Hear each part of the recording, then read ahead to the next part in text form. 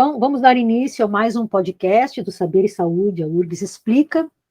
Hoje temos um tubo de ensaio, que é o nosso podcast, que apresenta os orientadores do PPG Fisiologia e fala sobre suas linhas de pesquisa, sobre sua trajetória acadêmica. E hoje a nossa convidada é a professora Heloísa Loss, do nosso Departamento de Fisiologia. Bem-vinda, professora Heloísa. É um prazer te ter aqui com a gente.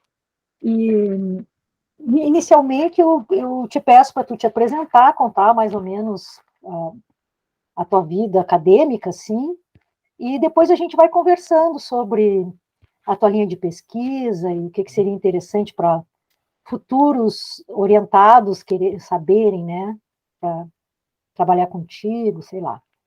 Então, fica à vontade aí, pode começar a falar.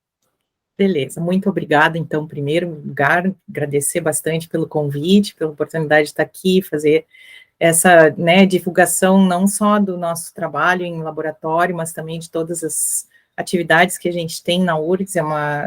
É uma coisa muito importante nesse momento que a gente tem essa transparência, é fundamental, e que não é um bicho de sete cabeças, né, são coisas simples,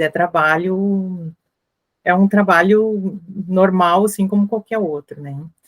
Então, o meu histórico, se eu vou querer descrever alguma coisa, ele sempre foi ligado à pesquisa, né, então eu entrei na universidade no curso de biologia, da graduação de biologia na URGS, e em seguida já fiz iniciação científica na zoologia.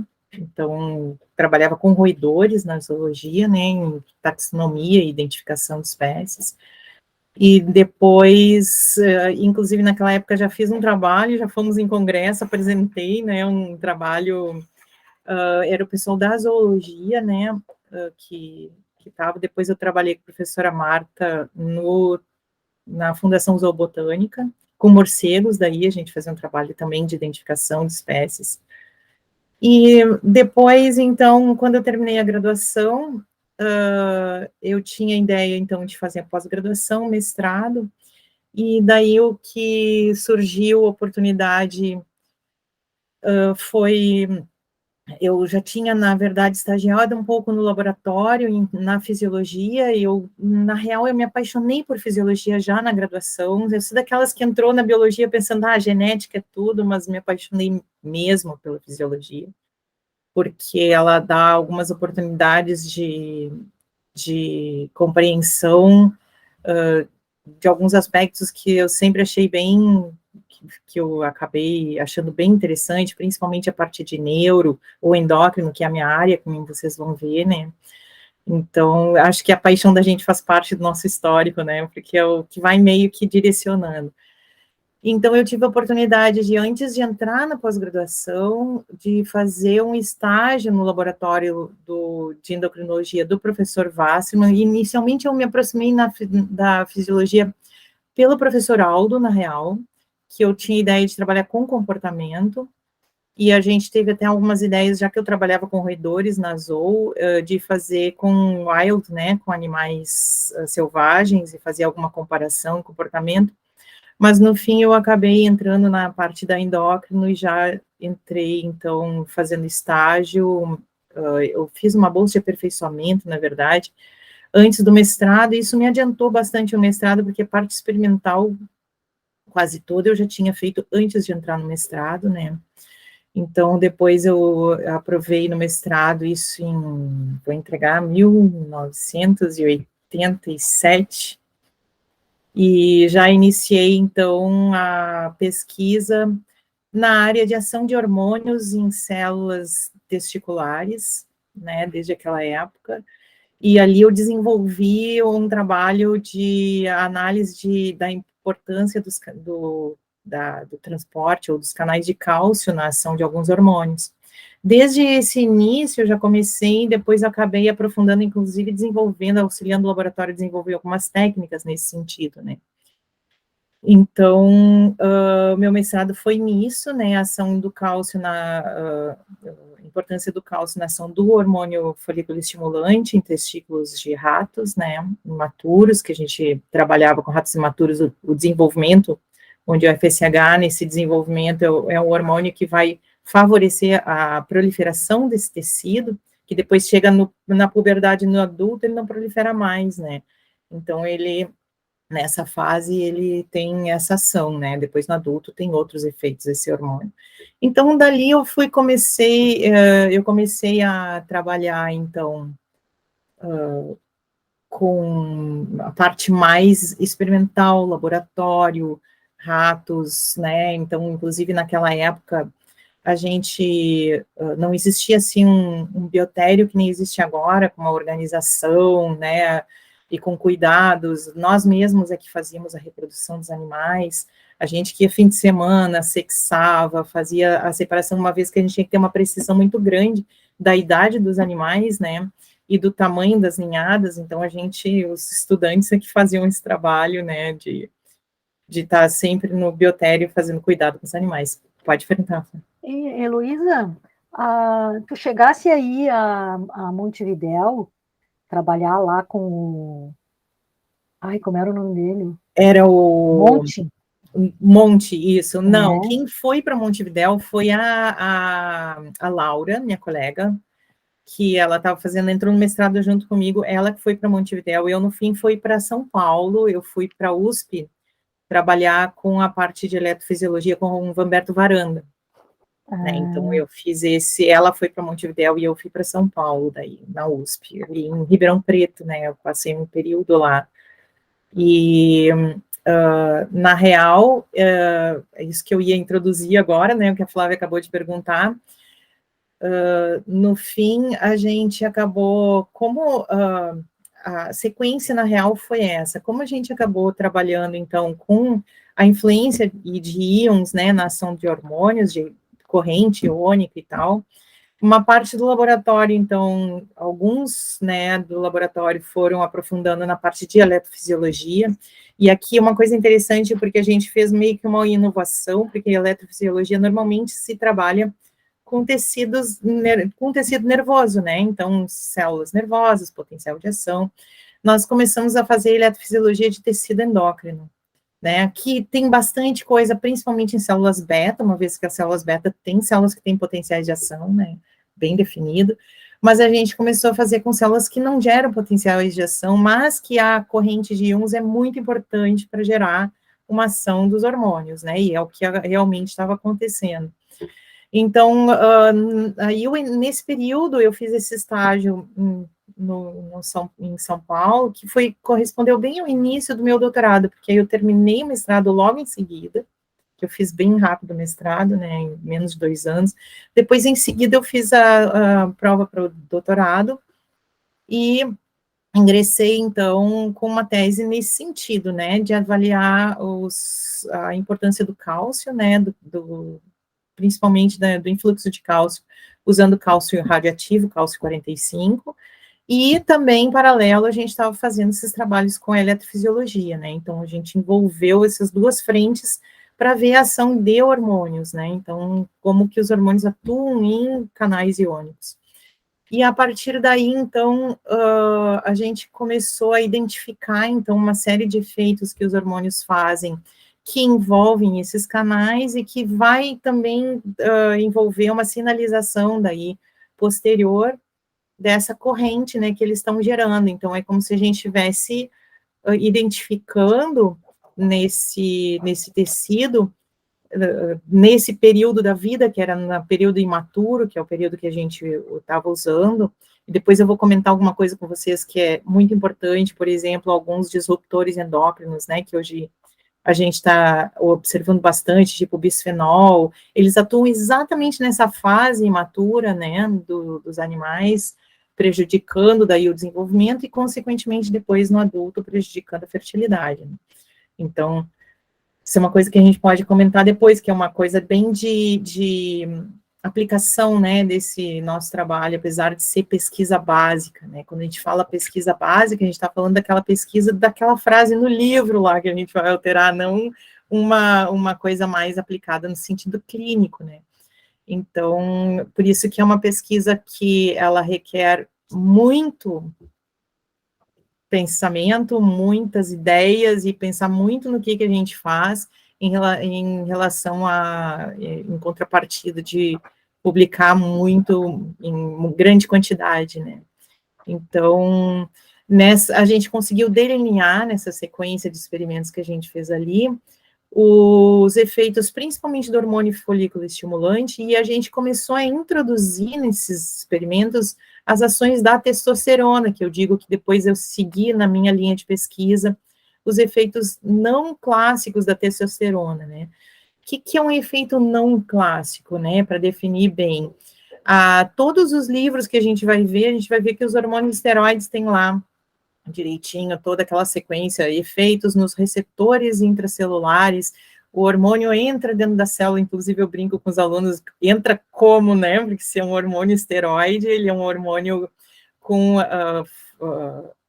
características lipofílicas, né, então ele vai ter que atravessar, na real, ele está nas membranas, né, então ele vai se ligar ao seu receptor intracelular e ter esses efeitos a nível, então, de núcleo da célula. Ele vai lá, faz funcionar como um fator de transcrição. Só que a maioria dos hormônios, inclusive a Flávia, né, parte da linha de pesquisa também da Flávia está relacionada com isso, dos hormônios esteroides, apresentam um efeito que a gente diz não clássico ou não genômico. Né, esse termo, inclusive, ele tem controvérsias, eu posso explicar depois se vocês tiverem curiosidade, mas ele, o que é que a gente identificou? Que esses hormônios esteroides, ou a testosterona, principalmente, que é o nosso foco, ela vai ter um efeito relacionado, então, com receptores na membrana da célula, e são efeitos rápidos, são efeitos que eles acontecem imediatamente ao hormônio ser aplicado na célula e que não envolve, então, o efeito genômico. O que o efeito genômico envolve? Ele vai envolver transcrição gênica, RNA mensageiro e formação de novas proteínas, e aí essas proteínas que vão ter seu efeito na célula. E isso é uma coisa que leva um tempo para acontecer, certo? Então, é uma coisa que vai levar bastante tempo no sentido de efeito celular.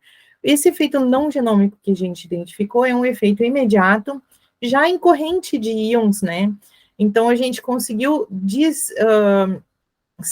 conseguiu identificar, no fim das contas, né, depois no fim do meu doutorado, ainda na sequência de várias dissertações e teses que eu acabei orientando depois, que a testosterona, ela vai ter um efeito imediato, em poucos segundos ela já se liga em algum receptor da membrana, e que gera um efeito de produzir gera um efeito de produzir uma despolarização na membrana da célula, que é o que a gente identificou na eletrofisiologia, que envolve fechamento de canais de potássio e abertura de canais de cálcio, certo? Tanto que em 5 minutos, em 30 segundos, a testosterona já atuava aumentando o cálcio intracelular. Então, isso foi uma coisa, assim, acho, assim, bastante importante. Existiam outros grupos de pesquisa, né, ao longo, em outras universidades, outros núcleos, outros centros, né, que também estavam trabalhando com esse efeito. E isso não só a nível das células de Sertoli, que é as nossas células testiculares que a gente trabalha, mas também a nível de outras células, como, por exemplo, a própria célula beta do pâncreas, o pessoal começou a identificar efeitos não genômicos da testosterona. A nível do sistema nervoso central também, que tem alguns receptores, né, que vão se ligar e vão ter efeito de esses efeitos também rápidos desses hormônios, isso só o que a gente conseguiu identificar, né, e determinar de outros grupos também que estavam trabalhando, e hoje se sabe que vários tecidos respondem a esses efeitos, né.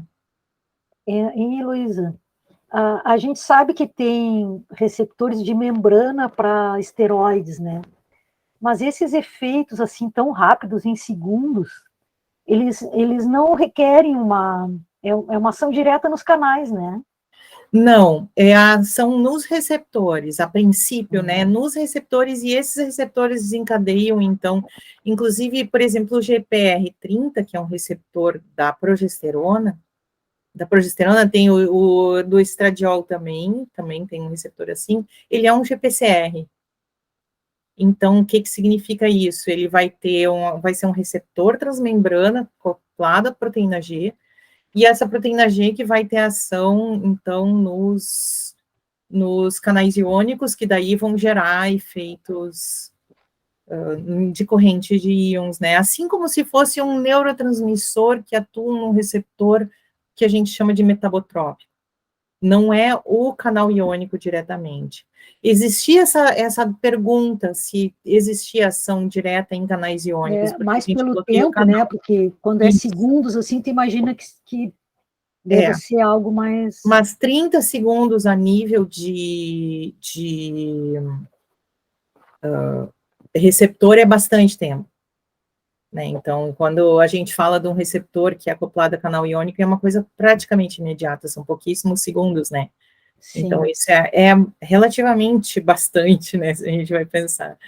Mas se a gente vai fazer, então, uma relação comparar, né, lá com o neurotransmissor, que se liga direto. Mas existia essa dúvida também, então a gente acabou utilizando bloqueadores de alguns receptores e conseguiu, e de canais, e conseguiu identificar um caminho, assim, que realmente envolve um receptor.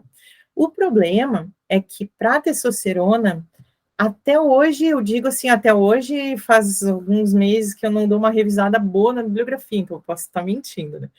Mas até onde até onde a gente tinha visto, que é a última tese que a gente publicou, né, os últimos artigos de tese que a gente publicou, existe, esse receptor ainda não é bem conhecido, né, está se investigando a possibilidade dele ser, não um GPCR para testosterona, tá, não seria um GPCR, mas seria uma proteína similar a GPCR e que ele também é um carregador de zinco, um transportador de zinco, certo? Então, tem alguns grupos, na Alemanha tem um grupo de pesquisa que está trabalhando bastante com isso, que na verdade, o zinco é uma substância extremamente importante na fertilidade e ele atua não só nas células testiculares, mas também em todas as vias, né, na próstata, nas vias dos vasos deferentes, do caminho, né, que faz daí o sêmen, uma vez que foi formado ali. Então, ele está presente nesse ambiente, ele vai ser colocado nesse ambiente para células, né, e ele parece que o receptor para testosterona, o receptor de andrógenos que a gente encontra nesse tecido, ele está relacionado com, ou seria a própria estrutura do transportador de zinco, que também teria essa função de receptor para testosterona. Eu digo isso porque esse grupo, eles eles analisam esses efeitos não genômicos da testosterona, não clássicos, né, esses efeitos rápidos, melhor, e fizeram animais nocaute, né, para esses transportadores, e os efeitos, então, acabam não acontecendo, ou também fizeram, eu tenho, assim, uma tendência, uma sequência do nosso trabalho, seria fazer alguns trabalhos em conjunto com eles, para a gente ver esses efeitos rápidos nesses animais nocaute, né, então isso é uma coisa que eu gostaria de experimentar na sequência, né, desse nosso trabalho, mas por enquanto a gente está fazendo só os nossos trabalhos usando bloqueadores, né, a gente usou o bloqueador desses canais, bloqueador não, substâncias que simulam aqueles canais de potássio ali, que eu falei para vocês que podem estar envolvidos, eles que geram a despolarização, a gente viu que tem uma relação importante, os bloqueadores de canal de cálcio, né, dos que estariam envolvidos, daí a gente tem toda a sequência de efeito. Então, como eu queria comentar com vocês, cheguei a falar antes, uma coisa interessante nesse trabalho, a gente trabalha, então, sempre tem trabalhado com animais imaturos, e nos animais imaturos, o receptor intracelular da testosterona, ele está em pouquíssima concentração nas células de Sertoli, ele está presente nas outras células que estão ali ao redor, mas a gente enxerga esses efeitos nas células de Sertoli, certo? Então, é uma forma que a gente tem para provar de que realmente esse receptor ele está expresso ali, a gente não tem ainda como fazer como ele não é conhecido exatamente que tipo de receptor a gente não tem ainda como fazer, eu vou bloquear esse receptor, ver se ele funciona, porque a gente ainda precisa, então necessita mais pesquisas para identificar que estrutura é. Mas ele está presente no imaturo.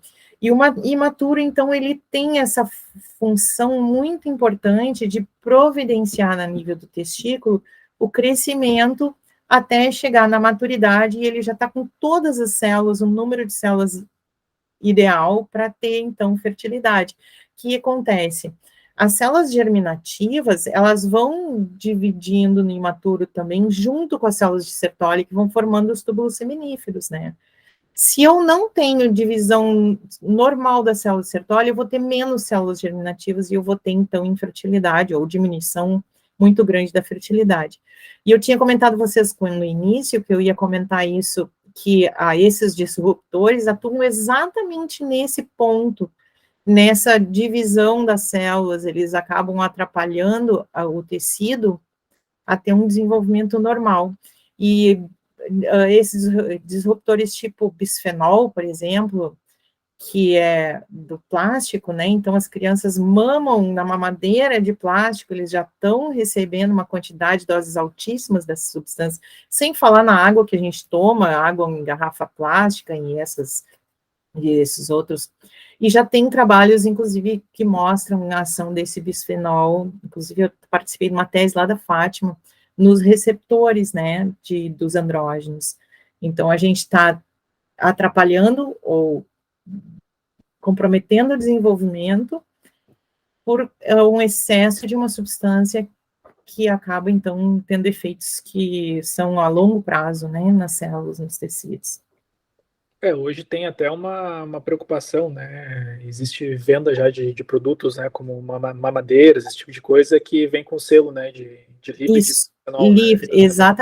exatamente nesse sentido. Mas toda a nossa geração, Sim. nossa, de vocês, não tinha ainda isso, Sim, então sim. é muito comprometimento, que vai, assim, analisar o porquê que tem tantos casos, né? Ou tem um nível tão alto de infertilidade, principalmente masculina, né?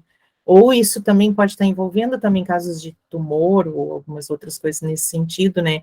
Por causa desse desequilíbrio em relação ao nível dos hormônios, e que esses elementos, eles vão ter efeito direto nos receptores dos hormônios esteroides, inclusive esses receptores de membrana, né? Se fala alterações comportamentais também, né? Entre outras Isso, coisas. exatamente, isso. Eles são praticamente o hormônio, né? Tem muitos efeitos do próprio hormônio, assim. Exatamente, a gente tem um trabalho já lá bem antigo, lá do tempo do meu mestrado, com bisfenol e o útero. E a gente viu que ele tem o mesmo efeito do estradiol de proliferação no útero e tal. Claro, mas usava doses, enfim, experimentais ali, né? O que tem numa madeira de plástico, eu não tenho ideia, assim, se a quantidade é grande. Não Chega sei a se vocês passar. viram a palestra da professora Denise ali, que ela falou sobre o bisfenol, ou alguns desses derivados de plásticos e as células da tireoide. Não precisa doses muito altas, não, para gerar uma alteração mais profunda, assim, né? Não é necessário doses muito altas. A Vanessa ia perguntar. Sim. E uma pergunta, prof. Não sei se você sabe ou acompanha, e tem efeitos já do bisfenol como disruptor sobre a prole ou sobre mães gestantes? Não sei te dizer, mas é uma questão bem interessante, assim, provavelmente tem trabalhos que mostram, provavelmente, mas eu não teria lido nada, assim, a respeito para conseguir te dizer com certeza.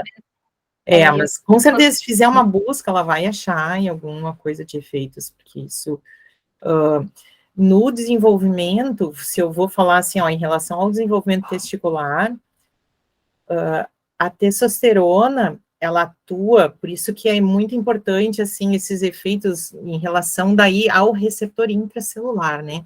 A testosterona é convertida em estradiol, né, nos testículos, no sistema nervoso também, Então, muito desses efeitos da testosterona são através do estradiol.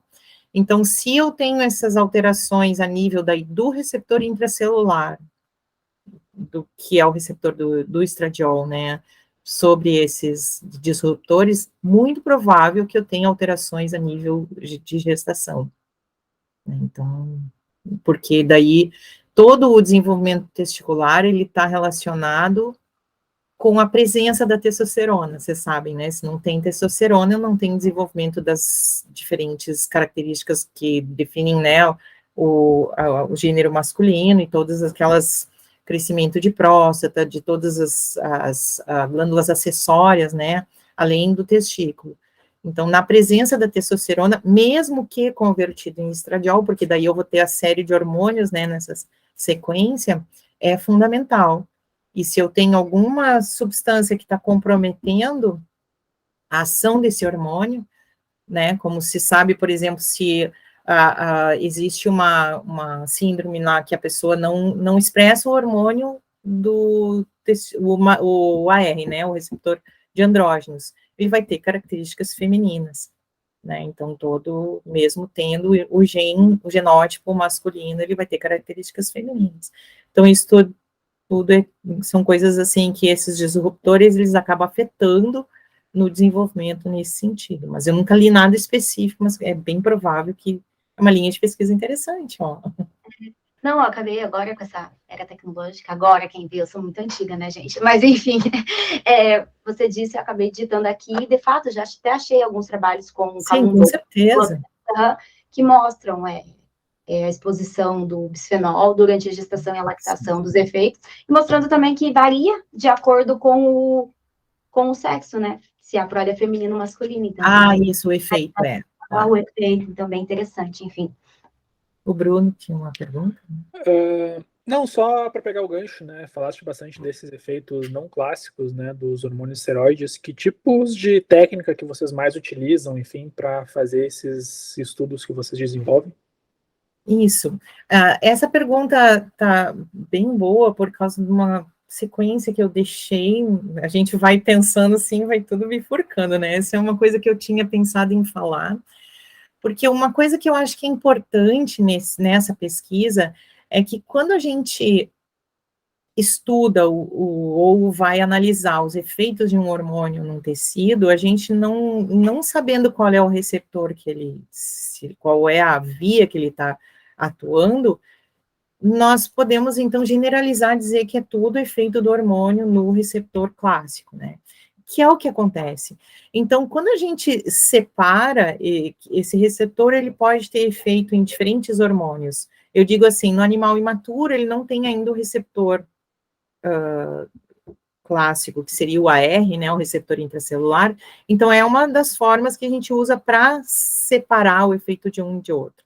Principalmente nos ratos, até o quarto dia de idade, eles não expressam AR. A partir do quarto dia, eles começam a expressar, mas começa a aumentar lentamente até quando chega na puberdade, daí sim, essa expressão, ela está bem proeminente, né, bem evidente, em função, então, claro, desse receptor ser fundamental para o processo de espermatogênese, que vai ser posterior à puberdade, né? Então, até lá, elas não têm. Então, os efeitos que esse hormônio tem nesses animais imaturos, nós conseguimos dividir, então, como sendo através do receptor não clássico, né? Que seria o receptor de membrana. Outra forma de identificar é a velocidade da resposta, né, Bruno? A gente pode simplesmente ter alguns experimentos. A gente viu, assim, na literatura, que um efeito de receptor de um neurônio, o hormônio esteroide, num receptor nuclear, ele teria que ter pelo menos o mais rápido identificado teria sido 10 minutos ou 15 minutos, né? Mas, em geral, eles vão durar horas, ou a gente vai identificar esse efeito horas depois. Mas, então, o que se faz é efeitos que a gente consegue identificar anterior a esse tempo, então a gente daí considera como sendo efeito no receptor de membrana, né? E Na eletrofisiologia, que é uma técnica que eu acho, assim, vou puxar a brasa, que é uma técnica muito interessante, a gente tem a resposta da célula na hora que a gente está enxergando, né? Não é uma coisa que você vai colocar, ainda vai esperar incubar, vai ver depois, tá? As incubações a gente incuba com tempo específico, né? Incuba em 30 segundos, incuba em 10 minutos, enfim. Mas aí fica exposto ao hormônio, depois a gente tira o hormônio, ok. Mas a gente vai ver o resultado um tempão depois, só depois que processar as amostras. Na eletrofisiologia, a gente está enxergando, assim, como é que a gente faz, né? A gente faz o estudo do registro intracelular, nessa técnica que a gente usa ali com os túbulos seminíferos. Então, a gente isola os túbulos em rato, diferente dos testículos humanos, não tem muito tecido conectivo entre os túbulos, eles estão realmente soltos, né? Então, as células de Leydig, eu me lembro quando eu trabalhei lá em São Paulo, lá no professor Varanda, ele queria isolar as células de Leydig, ele simplesmente pegava 2 pinças e ficava fazendo um movimento assim, e depois tirava os túbulos e as células de Leydig estavam no fundo porque elas realmente não estão presas no tecido conectivo, né? Então, que seriam as células intersticiais, né? Aí a gente pega, então, o túbulo seminífero e coloca ele numa placa, onde a gente enxerga ele por baixo, porque a gente usa daí um microscópio invertido. Microscópio invertido, então, a lente dele vai estar por baixo, então eu tenho que ter transparência no fundo, e aí eu estou enxergando o tecido, e aí eu tenho, por que eu uso um microscópio invertido? Porque eu preciso aproximar um eletrodo, e esse eletrodo de vidro, ele é um vidro especial lá, é um borosilicato, que tem um microeletrodo no meio, esse eletrodo está preenchido com KCl. Se eu vou fazer isso numa técnica de PET clamp, por exemplo, eu tenho que preencher ele com uma solução especial, que vai mimetizar o meio intracelular ou extracelular, depende do tipo de PET clamp que eu vou fazer, que daí eu tenho um pedacinho, eu pego um pedacinho da membrana e vejo só a corrente. No registro intracelular, eu vou ver o potencial de membrana da célula. Então, se ele qual é o potencial de membrana que tem, então, qual é a diferença de potencial que eu tenho dentro e fora da célula, que nem vocês estudaram lá, potencial de membrana, né? Então, quando eu chego com um eletrodo, que eu estou cuidando ele pelo microscópio invertido, eu chego no tecido, eu consigo, com um manipulador, micromanipulador, eu consigo penetrar dentro das células, e eu sei que eu estou dentro da célula, porque eu vou olhar no registro no equipamento, e ele vai me mostrar o potencial de membrana da célula. Se ele não ficou negativo, e depois que ele fica negativo, ele fica bem estável, muito estável. Se ele não ficou negativo, não entrou, ou não estabeleceu essa diferença de cargas. E a média do potencial de membrana da célula sertólio é menos 40 milivolts. Bem certinho, assim, menos 40,8, bem certinho, assim. Então, se a gente pega células que têm um potencial muito diferente, provavelmente a gente está pegando ou espermatogônia ou alguma outra célula, né? Mas ela é bem definida.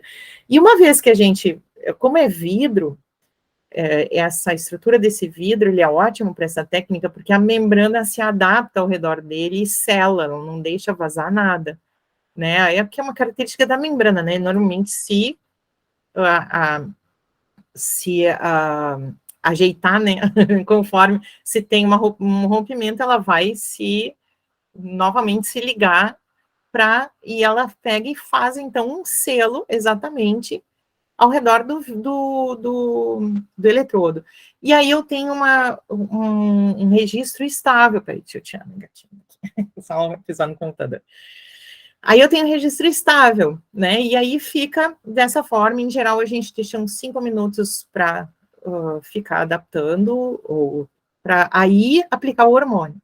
Aí a gente pega e aplica o hormônio em cima, porque na verdade, as células estão uma câmara de perfusão que fica perfundindo a solução salina em cima, né, todo o tempo, e embaixo é uma lamínula de vidro, claro, porque eu preciso da lamínula para o enxergar do microscópio, né.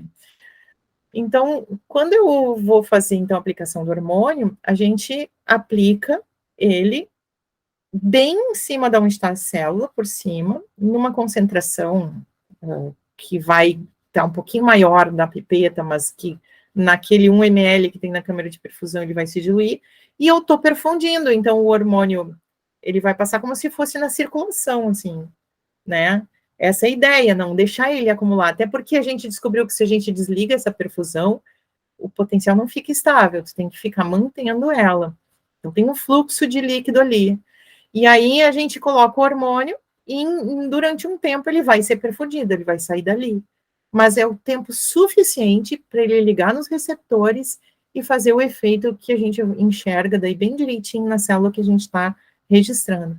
E em relação à testosterona, então, esse efeito é uma despolarização. Ele, se a gente está vendo o traçado, né, a gente vê também o registro da resistência da membrana, por isso que a gente descobriu, ou relacionou resistência quanto vai ser inversamente proporcional à corrente, né, que a gente está enxergando ali. Então, quando a gente está fazendo o registro, a gente vê que tem uma despolarização em poucos segundos, já começa, assim, nos primeiros 5 segundos a gente já começa, depois ele se mantém por uns 5 minutos, e aí depois ele volta ao início, volta ao potencial inicial. As células que não retornam a gente descarta, porque são células daí que alguma outra coisa produziu essa alteração, né? Então a gente fica registrando, e é o que eu disse para vocês, a gente está enxergando isso na hora, no momento, a célula já está respondendo, já está dizendo, então, daí às vezes a gente perfunde, bota na perfusão um bloqueador de um canal iônico, bota na perfusão uma substância, o último artigo, o trabalho que a gente está fazendo, que a gente está publicando agora, ele está relacionado com um bloqueador de zinco, a gente está botando quelante de zinco, né, que aí o pessoal observou que tem alteração, então mais na linha daquela de tentar identificar se tem alguma relação desse receptor, né, então... Heloísa, eu queria que falasse um pouco sobre a epitestosterona, que eu sei que vocês têm uns trabalhos com esse hormônio, que é parecido, mas não é igual, né? Isso, a epitestosterona, ela é um hormônio, ele é um hormônio porque ele é produzido pelas células, existe uma proporção em que a célula produz essa forma, esse epímero, né, ele é um hormônio espelhado, ele é uma testosterona espelhada, assim, se a gente vai pensar. Só que ele não tem efeito no receptor nuclear, é muito interessante, mas ele, a princípio, a gente identificou que ele tem efeito nesse receptor de membrana, como se fosse a testosterona. Então, toda essa linha de trabalho com a epitestosterona mostra, assim, ó, que a epitestosterona, ela sempre foi considerada, ou pelo menos os trabalhos, teve um grupo lá que fez, na Polônia, né, um pessoal que fez uma sequência de trabalho com esse hormônio, eles consideravam como um antiandrogênico. Só que tem trabalhos que viram que ela tem efeito neuroprotetor.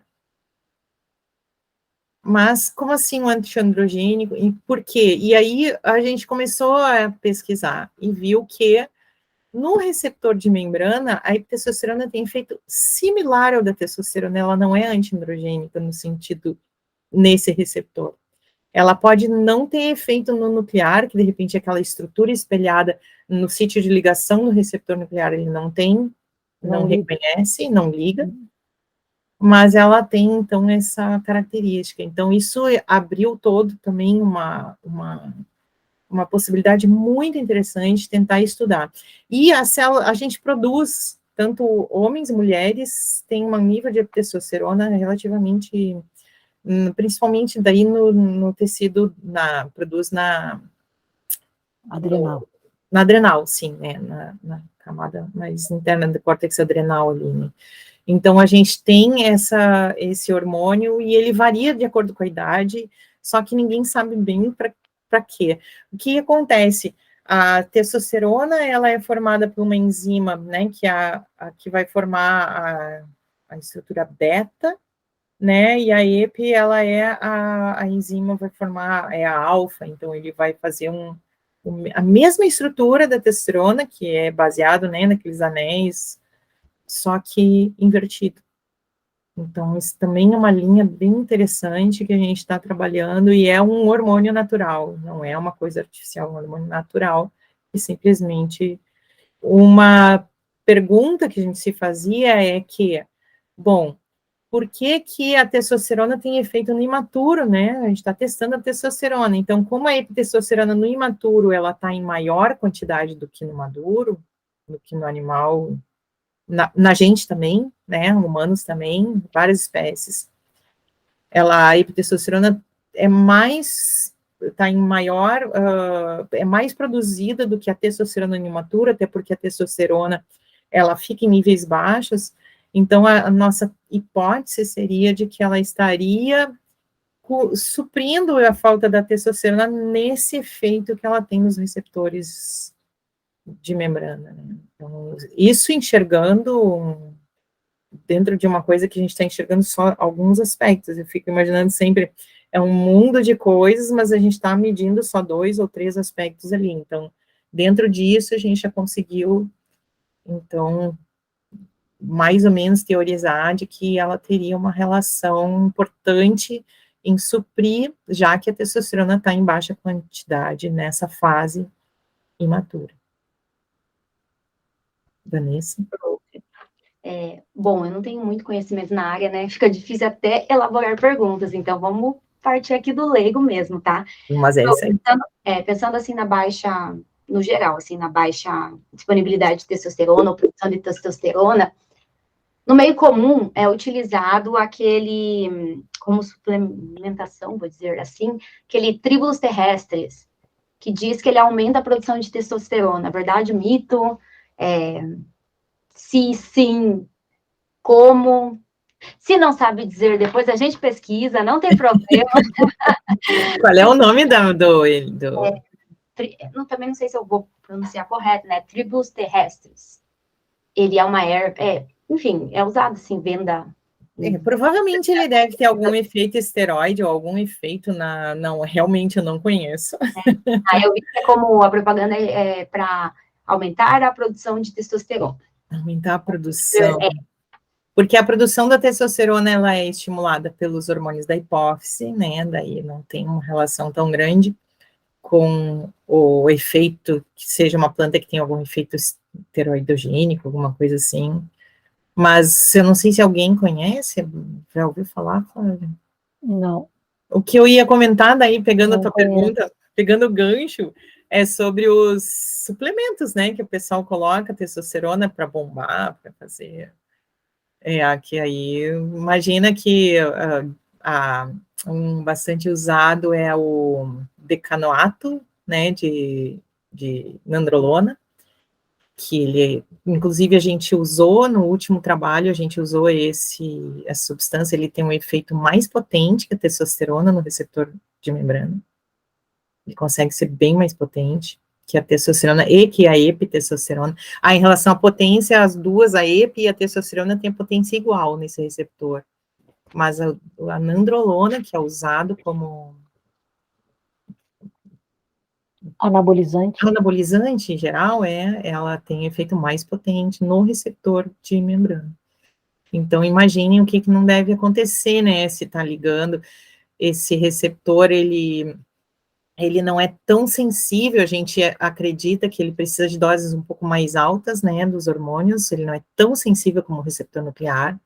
Isso é uma discussão, inclusive, que o Walker, né, um dos pesquisadores que trabalha também nessa nossa área, ele coloca ali por que tem um receptor na membrana que não é tão sensível, né, porque precisa de doses maiores para ele responder em relação ao nuclear, né, então, mas ele vai responder também a esses anabolizantes, que também daí um outro gancho, né, que tu tá usando, a gente usa anabolizante, vai ter um monte de efeito colateral, inclusive comprometer o eixo hipotálamo-hipófise, que vai estar, então, relacionado com a diminuição daí da produção do hormônio normal e compromete daí o desenvolvimento ou a manutenção da glândula e, no caso, a fertilidade. Eu estava olhando aqui o que é esse tríbulos. É aquelas coisas assim que faz mil coisas, porque tem antioxidantes, É que nem a quercetina, maconha agora, que tá todo mundo... saponinas, então é anti-inflamatório, antioxidante, tipo própolis, assim, que é bom para tudo, sabe? Então, Que nem a cannabis agora, que tá na moda, é bom para tudo. a cannabis não, mas o THC, né? Pois é. E, Cannabis, no caso, derivados, né? Canabidiol. Os derivados, canabidiol,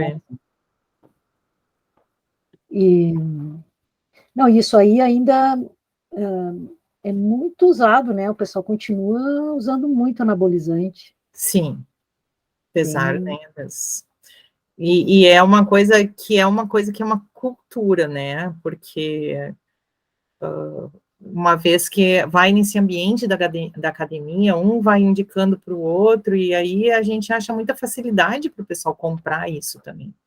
Uma coisa assim, bem sem... Eu acho que como não deve dar danos na saúde tão... Imagina, alguns com certeza dão, né? Se usa em excesso, mas é O uma problema coisa... é que eles usam em excesso. Esse que é o problema. Que para ter o efeito, né, de anabolizante mesmo, Pois é. e às Vanessa... vezes tem problemas até meio graves, assim, né? De cancerígenos e tal, Sim, tumor, desenvolver né? Com proliferação, né, de certeza. tumores em vários lugares, né? Quer falar, Vanessa? Sim, pensando nessa questão de utilização, claro, tem a questão de como suplementação e a questão na medicina como medicamento, né? Vou puxar agora um pouquinho, desviando do assunto, seria a questão das mulheres que têm doenças endócrinas, ou, enfim, metabólicas, que acabam, os médicos acabam receitando a aplicação, acho que né? Não sei se uma Um testosterona. adesivo? Não sei se é uma testosterona em pomada, se é um adesivo ou o quê. E daí acaba que elas ficam com medo de utilizar, porque acham que vão ficar masculinizada, talvez seja esse o termo que eu vou dizer, que vai me dar pelo, que vai me dar voz, mas na verdade é essa confusão pela aplicação indiscriminada da testosterona em ambientes como suplementação da academia, né? E acaba evitando de tratar Uma coisa, e um tratamento que pode ser bem importante, né? Inclusive, eu estava vendo tratamento com andrógeno para ovário policístico, por exemplo, é comum e não vai fazer, ao contrário, a pessoa, inclusive, Sim. tinha hirsutismo, não vai ter mais tratando com andrógenos. Então, por isso, tudo muito depende da dose. Hormônio esteroide, por isso que eu acho complicado até mesmo reposição hormonal que o pessoal faz, depois da menopausa, né, faz reposição, mas é muito complicado porque a gente não sabe que doses que a gente está produzindo e essas doses diferenciadas vão gerar esses efeitos como tumor, né, uma vez que tem células ali que respondem muito para proliferar em função desses hormônios, né, no caso da mulher, a mama, o útero, então, exagerou um pouquinho nessa dose, vai dar problema. E até mesmo os anticoncepcionais, eu sei, são doses que estão, de certa forma, não tão altas, mas mesmo a gente tem que sempre ter um olhar nesse sentido, né? A gente está manipulando doses de hormônios, e o hormônio, ele vai, as doses que a gente está produzindo, elas vão estar muito relacionadas a todo um equilíbrio de uma... que nem o meu o professor Wasserman dizia, né, é uma orquestra, cada um tem que estar afinado e tem que estar no volume certo, é como se fosse uma orquestra, né, o nível dos hormônios e o que eles vão fazer nas células, porque as células vão responder. Então, imagina, se a gente vê que a célula responde através de duas vias de sinalização, seria a de membrana e mais a intracelular, colocando hormônios em maior quantidade, qual vai ser a consequência disso, né? Então, ou em menor quantidade, então são coisas assim que, para tudo funcionar bem direitinho, e a reprodução é uma coisa complexa. Aliás, o testículo é um dos tecidos mais complexos que tem, no sentido de que para que funcione direitinho, sem falar o ovário, né? Que tem uma variação ao longo do mês, né, de toda a estruturação dele, que modifica.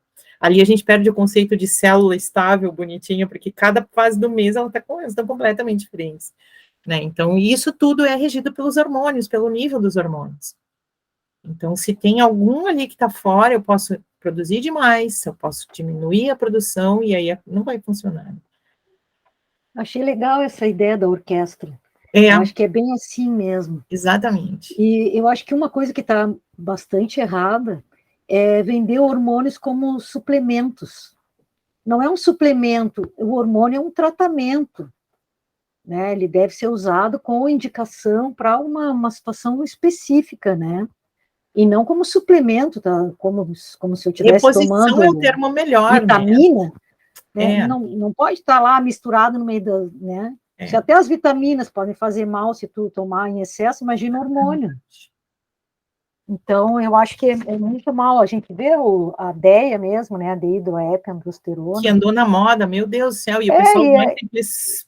E tá ali, eu vi mais de uma vez, misturado junto ali com suplementos de nutricionais, assim, como se fosse um nutriente, um aminoácido.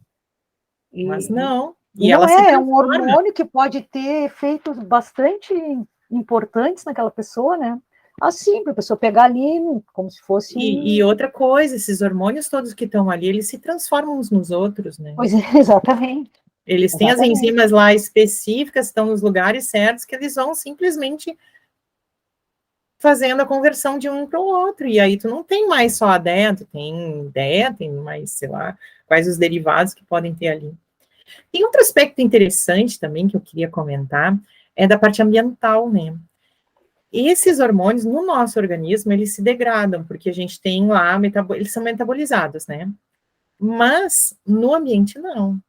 Né? Então, existe toda uma contaminação, ainda mais se a gente faz essa suplementação, né? Ou tem toda uma contaminação do ambiente, principalmente em água, e que a gente compromete a produção de outras espécies, né? De peixes, ou se a gente vai medir o nível dos esteroides. Então, imagina assim, ó, a gente toma um monte de esteroide de concepcional, pessoal, esses esteroides, e a gente perde eles pela urina.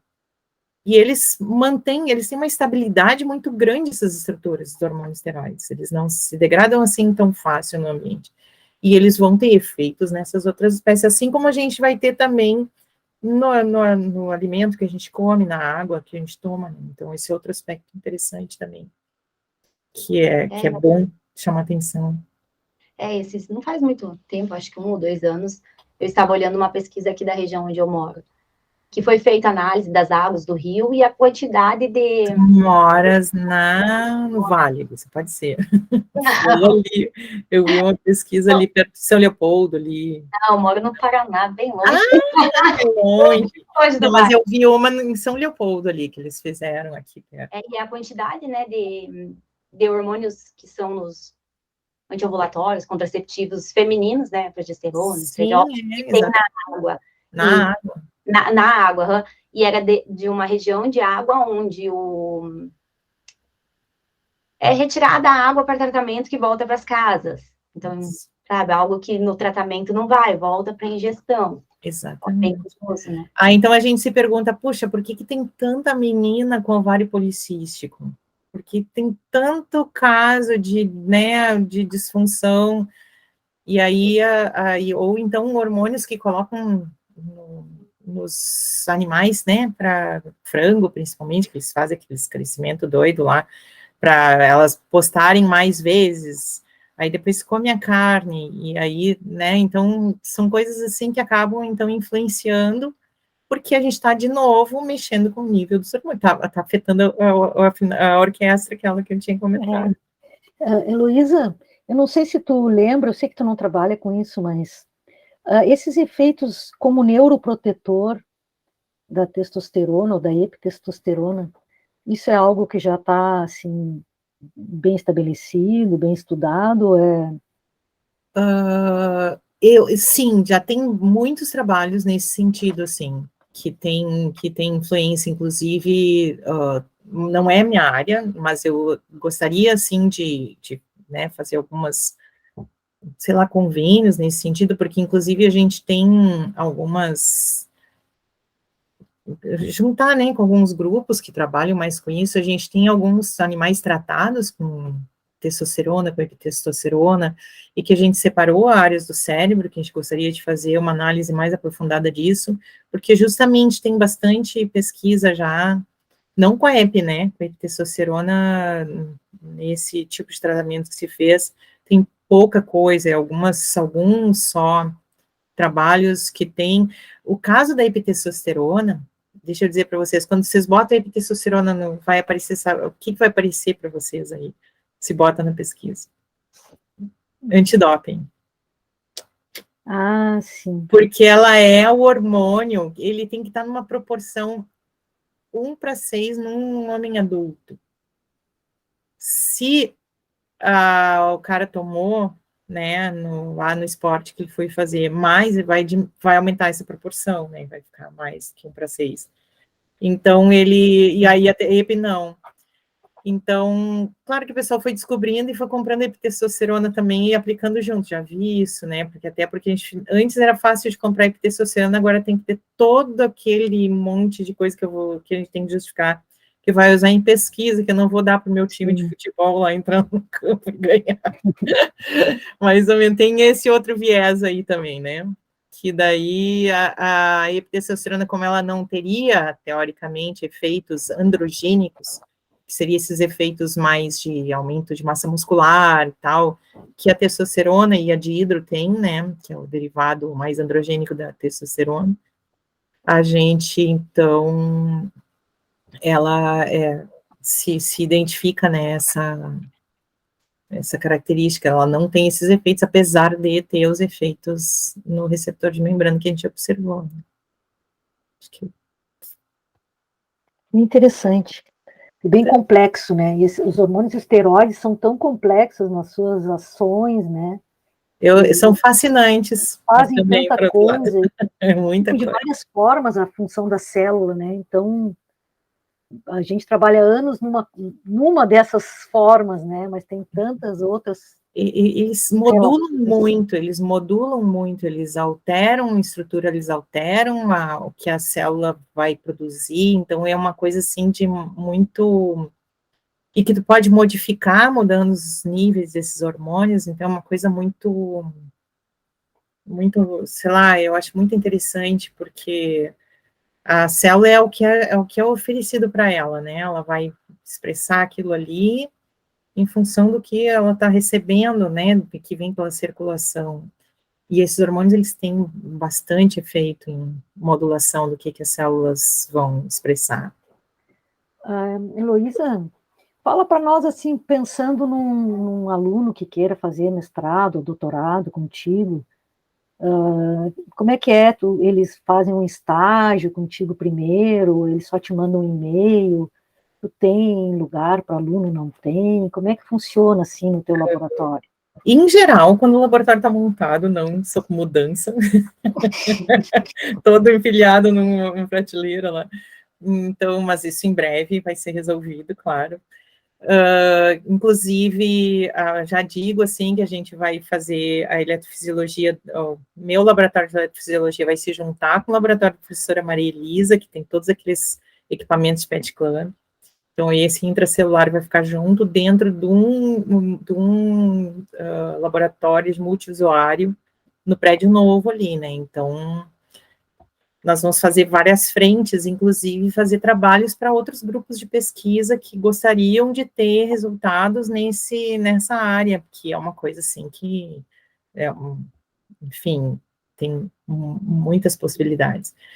Mas na nossa linha de pesquisa, em geral, o aluno pode entrar em contato de qualquer forma que ele quiser, WhatsApp, e-mail, não tem problema, a gente marca uma entrevista, e depois, então, claro, a gente organiza um projeto, e esse aluno vai ter que entrar num treinamento, que não é rápido. Eu digo se para vocês, assim, que a gente enxerga aquela célula responder, mas o treinamento leva meses, até conseguir o aluno não quebrar a lamínula ou não quebrar as pipetas e daí para diante, né? Então, tem problema, a gente tem bastante lamínula, pipeta. E o que a gente faz é que, claro, a pessoa ela tem que ter um perfil de ter muita paciência, né? Porque principalmente no início existe muita tentativa com erro até conseguir ter resultado, mas depois de um tempo onde pega a prática, em geral é um trabalho muito satisfatório, com bastante retorno, assim. Nós temos vários projetos, assim, eu estou com alguns projetos, inclusive, que estão aguardando alunos, né, mas eu não peguei ainda, justamente porque o laboratório está nessa fase de transição da mudança, né, e também o período anterior da mudança, a gente estava num local lá que o ECBS estava ocupado pela ação, então muitas das coisas ficavam bem na frente do nosso laboratório e a gente teve que fechar, né, então eu só estou aguardando a gente fazer essa montagem para daí iniciar de novo, e isso que eu digo, assim, a pessoa tem que gostar, ter muita paciência, ficar horas em cima, mas que depois, quando começa a ter resultado, começa a enxergar, funcionar essa técnica, ela é apaixonante. Porque daí, e tem muita organização no sentido de ser meticuloso, né, em várias coisas, mas mas são características, assim, de quem trabalha com pesquisa, né? Em geral. Para trabalhar com pesquisa tem que ter paciência, tem que ter cuidado, anotar as coisas direitinho, não dá para querer chegar lá num dia, no dia seguinte já tá com o trabalho pronto, é trabalho publicado, não, isso não existe. Tem que ter paciência. É muita queima de pestana, né? E as últimas, cima, muita dedicação. As últimas coisas que vocês estão trabalhando, assim, é com célula de Sertoli também, né? Ainda, mas eu já fiz um trabalho em convênio com a professora Adriane Bosmikik, a gente teve uma aluna em conjunto que trabalhou com células de reprodução assistida, granulosa, daí se transformando que daí é correspondente, né, da célula de Sertoli no ovário. Sim. E aí a gente trabalhou com FSH nessas células, e a minha ideia era tentar testosterona nessas células também, uma vez que a testosterona ou androstenediona, e a gente pode testar algum outro hormônio androgênico, que ia ser uma coisa bem interessante, principalmente porque a ideia dos trabalhos deles era melhorar a reprodução assistida, né? Melhorar o hormônio que está sendo atuado ali.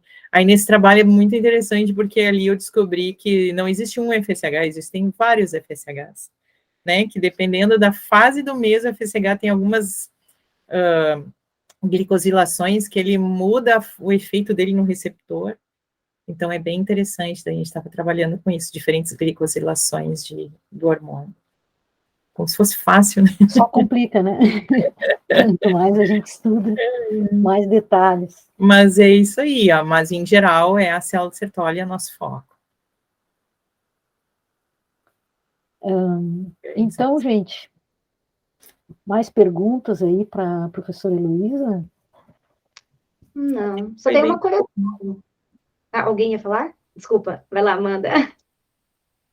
Não? Prof, também não precisa entrar no podcast. Como que você saiu da ZOO, de taxonomia?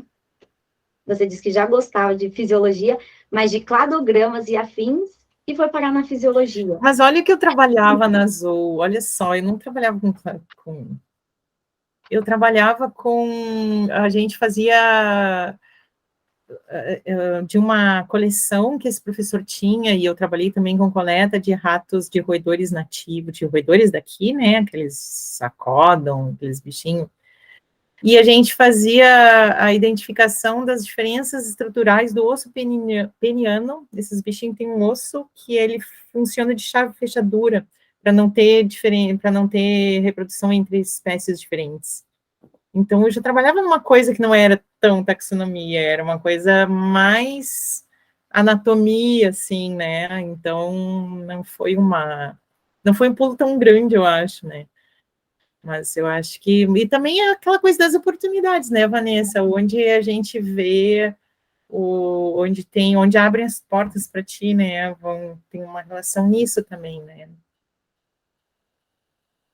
Interessante. Fiquei pensando, né? Mas, enfim, muito obrigada por hoje. Legal, gente. Eu acho que conseguimos abordar bastantes aspectos, assim, da linha de pesquisa da professora Heloísa. Não sei, Heloísa, se tu quiser falar alguma coisa, ou deixar algum recado em especial. Só para agradecer de novo, e eu não achei que ia ficar tanto tempo, eu achei, não tem tanta coisa para falar. A gente sempre acha assim, né? E acho que para o pessoal, assim, olha, acreditar na pesquisa que a gente faz aqui no Brasil, que é boa. A gente, às vezes, tem aquela ideia de que, né, a gente faz coisas, a gente não tem, talvez, rios de dinheiro, que talvez não seja também uma coisa tão boa, porque quem paga, em geral, quer que tu tenha, né, determinados resultados, então a gente consegue ter muita imaginação. Essa técnica que a gente usa da eletrofisiologia, ela é cara no início, quando eu tenho que comprar os equipamentos, depois ela é relativamente barata, eu só tenho que ter os hormônios e as soluções Então, a gente tem que acabar se adaptando, mas acreditar que a gente faz um trabalho bom e que, né, é bom ir para fora, mas também aqui, eu falo isso sem ter tido uma experiência fora, né, eu sou dos poucos professores do nosso departamento, já foi, né, foi comentado isso, que não teve no exterior, a experiência que eu tive foi em São Paulo, aliás, um laboratório bem bom, mas independente disso, eu acho que dizer assim, é super bom a gente ir conhecer os laboratórios, ter experiência, mas também é importante a gente confiar nos nossos resultados, né, botar a mão no coração e dizer, não, a gente realmente, porque é uma questão de ter certeza, no sentido assim, eu me enrolei, tá? Essa parte. Mas o que eu quero dizer é uma questão de confiar naquilo que a gente faz. Eu acho que uma coisa que a gente preza e tem que se orgulhar é a qualidade das coisas que a gente faz. Isso é nesse sentido. Com confiabilidade, assim, né? A gente repete para ter certeza e tal. E muitas vezes em outros laboratórios, às vezes tem muito dinheiro e tal, mas às vezes as coisas, justamente por ter muito dinheiro, precisa produzir muito, às vezes não tem todo esse detalhe, esse cuidado que a gente tem, né? Então, acho que a gente tem mais que valorizar a nossa ciência. Eu sempre vejo como uma responsabilidade muito grande tudo isso que a gente faz, é muita responsabilidade. Sim, sim, sem dúvida. Nesse sentido, a gente tem que ser muito séria, né? Então, obrigada. Bom, então, eu agradeço de novo a tua presença, Heloísa, foi super bom.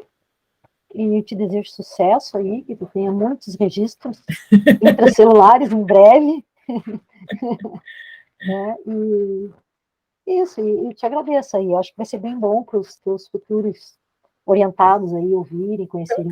Já ouviram, então, se alguém mais quiser usar lá depois, se estiver pronto. Sim, uma boa ideia. Gente. Obrigada, então. Valeu.